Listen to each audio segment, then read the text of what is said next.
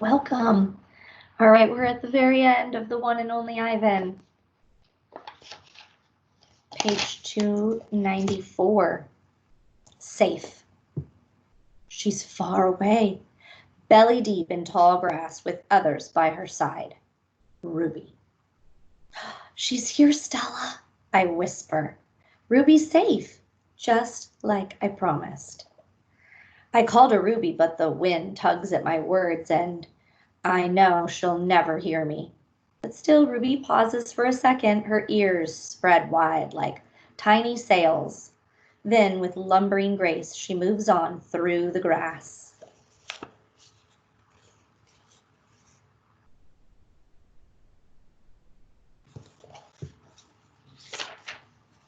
Bob, I say, it's really you, in the flesh. Sorry, I thought that sounded crazy. I skipped a page. Okay. Silverback, there we go. It's a cloudy evening, chill and drizzly. Dinner is on its way, but I don't care. At night we sleep in our den, but I'm always the last to head inside. I've been inside long enough. This time of day there aren't many visitors, just a few stragglers leaning on the wall that separates us. They point, take a couple photos, then head on over to the nearby giraffes. One of the keepers is beckoning. Reluctantly, I turn to go. Out of the corner of my eye, I see someone running. I pause. It's a girl with dark hair, lugging a backpack. A man follows behind, racing to catch up. Ivan! The girl yells. Ivan! It's Julia. I scramble to the edge of the wide moat that skirts the wall. Julia and George wave to me. I dash back and forth, hooting and grunting, doing a gorilla dance of happiness. Calm down, says a voice. You're behaving like a chimp. I freeze.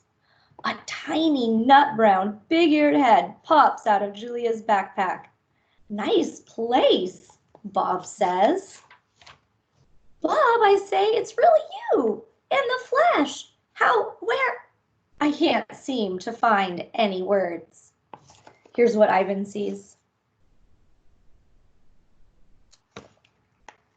George's job at the zoo doesn't start till, so he and Julia made an agreement. She's walking 3 extra dogs to cover my food. And get this, they're all poodles. You said you didn't want a home, I say.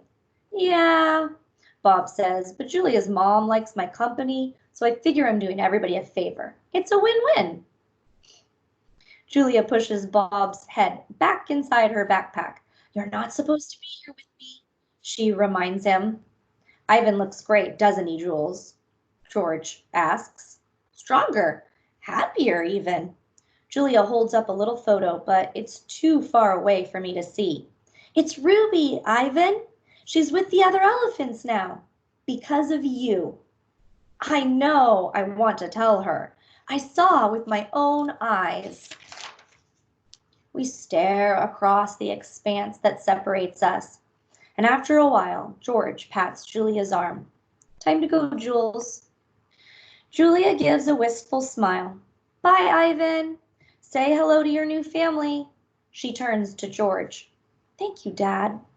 For what? For, she gestures toward me. For this. They turn to leave. The lamps that light the zoo pathways blink on, blanketing the world with yellow light. I can just make out Bob's little head sticking out of Julia's backpack. You are the one and only Ivan, he calls. I nod, then turn toward my family, my life, my home. Mighty Silverback, I whisper.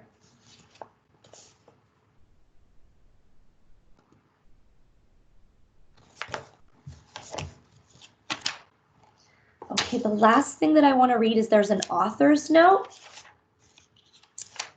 The biggest question that people always wonder, I've learned, and I've wondered myself, is this a true story? And, well, what parts are true if it is, and what parts fictional? So the author's note is at the end of the book. If you're following along, it's page 307. It says, the one and only Ivan is a work of fiction, but the inspiration for this imagined tale lies in a true story. Ivan, a real gorilla, lived at Zoo Atlanta, but on the way to that happy ending, he spent almost 3 decades without seeing another of his kind. After being captured as an infant in what is now the Democratic Republic of Congo, Ivan's twin sister died en route to the US or shortly thereafter, and Ivan was raised in a home until he became unmanageable. At that point, he was added to an odd collection of animals housed at a circus-themed mall in Washington state. Ivan spent 27 years of his life alone in a cage. Over time, as an understanding of primate needs and behavior grew, public discomfort with Ivan's lonely state grew as well, particularly after he was featured in a National Geographic special entitled The Urban Gorilla. A public outcry followed, including heartfelt letters from children. When the mall where Ivan lived went bankrupt, which was out of money, he was placed on permanent loan to Zoo Atlanta, which houses the largest group of captive western lowland gorilla in the nation. Ivan became a beloved celebrity at Zoo Atlanta, where he lived contentedly with Kenyani, and other gorillas. He was known for his paintings, which were often signed with his thumbprint. Ivan and Kenyani were real gorillas, and so, by the way, was Jambo, whose story Stella tells to Ivan and Bob. But all the other characters and situations in this novel are entirely the product of my imagination. When I started to write about the grim facts of Ivan's solitary existence, a new tale slowly began to take shape, at least on the page where anything is possible. I wanted to give Ivan, even while captive behind the walls of his tiny cage, a voice of his own and a story to tell.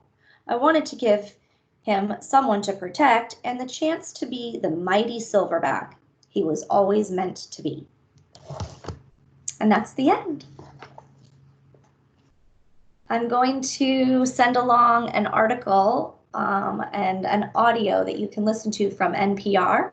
So check for that, and don't forget to like and subscribe.